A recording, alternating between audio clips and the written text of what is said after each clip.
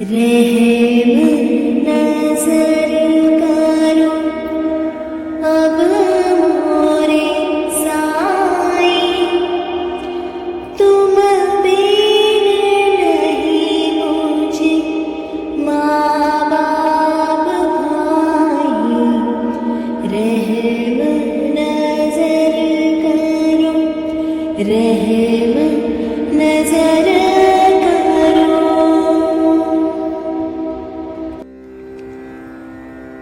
ओम श्री साईनाथाय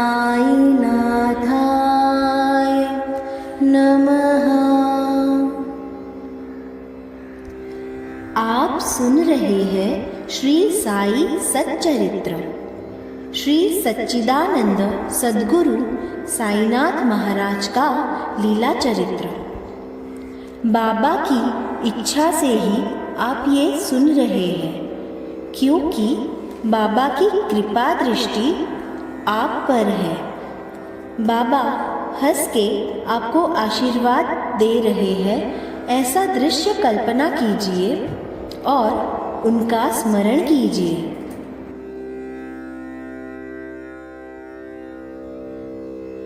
अध्याय 9।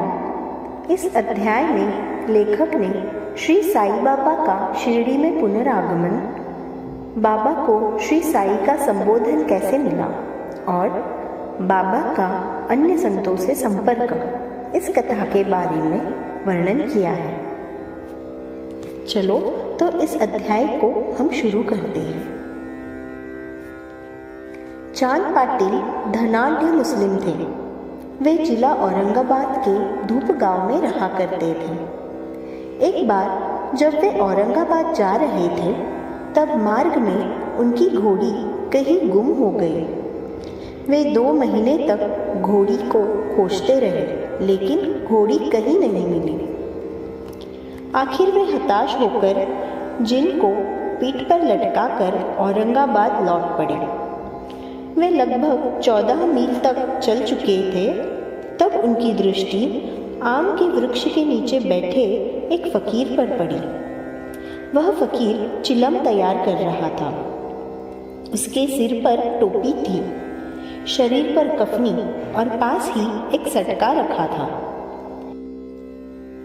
चांद पाटिल जब उस फकीर को देख रहे थे, तब फकीर ने संकेत करके उन्हें पास बुलाया। चांद पाटिल फकीर के पास गए तो जिन को पीठ पर लटके देख फकीर ने उनसे पूछा, यह जिन कैसे लटका रखी है? तब चांद पाटिल ने हताशा भरे स्वर में कहा, क्या बताऊं, 2 महीने पूर्व जब मैं औरंगाबाद जा रहा था, तब मार्ग में मेरी घोड़ी कहीं गुम हो गई। बहुत खोजा लेकिन नहीं मिली। यह जिन उसी की है। फकीर ने पाटिल के प्रति सहानुभूतिपूर्वक कहा, जरा नाले के आसपास भी ढूंढ कर देख लो, हो सकता है यही कहीं चल रही हो। चांद पाटिल ने नाले के आसपास देखा तो एक स्थान पर अपनी घोड़ी को चरते देख उन्हें घोर आश्चर्य हुआ। उन्होंने अनुमान लगा लिया कि यह कोई सामान्य फकीर नहीं है, कोई पहुंचा हुआ फकीर है। घोड़ी को साथ लेकर जब पाटिल फकीर के पास पहुंचे, तब तक फकीर ने चिलम भरकर तैयार कर ली थी। चिलम तो तैयार थी, लेकिन चिलम सुलगाने के लिए अग्नि व चिलम पर लपेटने के लिए साफी को गीली करने के लिए जल की आवश्यकता थी। ये दोनों चीज़ें ही पाटिल को वहाँ नजर नहीं आई। तभी पाटिल ने देखा कि फकीर ने चिमटा जमीन में घुसेड़ा और ऊपर खींचा तो चिमटे में अंगारा था जो धधक रहा था। फकीर ने वह अंगारा चिलम पर रखा, फिर सटके से जमीन पर जोरदार प्रहार किया तो उस स्थान से जल का फव्वारा फूट पड़ा। फकीर ने साफी को गीली करके चिलम पर लपेट लिया। इस तरह फकीर ने पहले स्वयं चिलम पी और फिर पाटिल की ओर बढ़ा दी। यह सब चमत्कार देख चांद पाटिल को बड़ा आश्चर्य हुआ।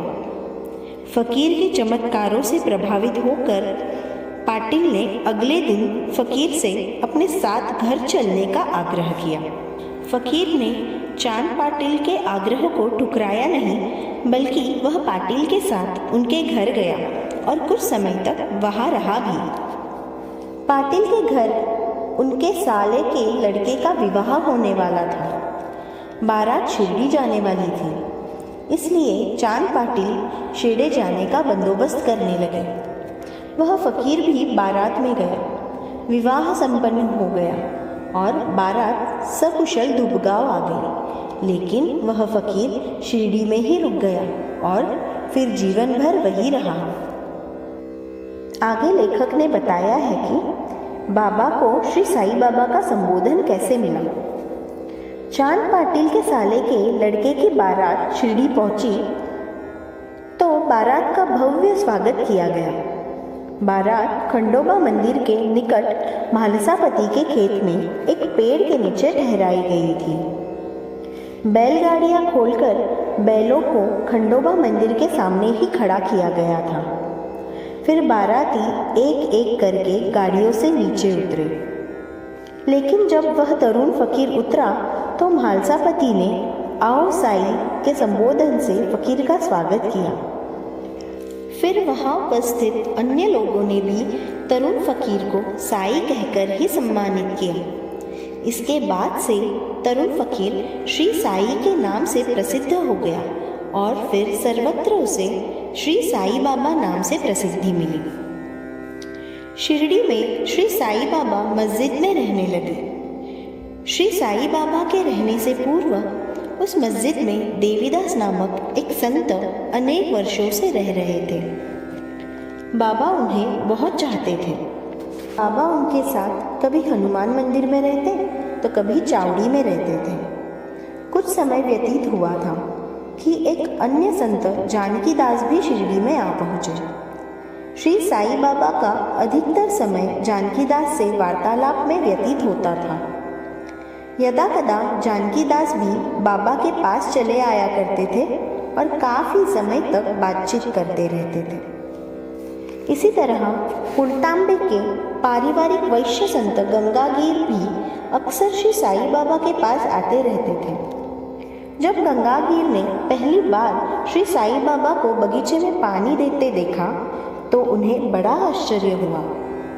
संत गंगागीर स्पष्ट शब्दों में कहा करते थे कि शिरडी परम भाग्यशालिनी है, जहाँ एक अनमोल हीरा है। शिरडी वासियों, जिन्हें तुम इतना श्रम करते हुए देख रहे हो, ये कोई सामान्य आदमी नहीं है, ये पहुँचे हुए संत हैं। शिरडी की धरती को सौभाग्यवश ही ऐसा अनमोल रत्न मिला है। कुछ शिरडी वासियों के साथ शिरडी में पधारे अक्कलकोट महाराज के एक प्रसिद्ध शिष्य संत आनंदनाथ ने भी ऐसा कहा था कि हालांकि बाहरी दृष्टि से ये सामान्य आदमी नजर आते हैं, लेकिन ये सामान्य आदमी नहीं है। इसकी अनुभूति शिरडी वासियों को भविष्य में होगी।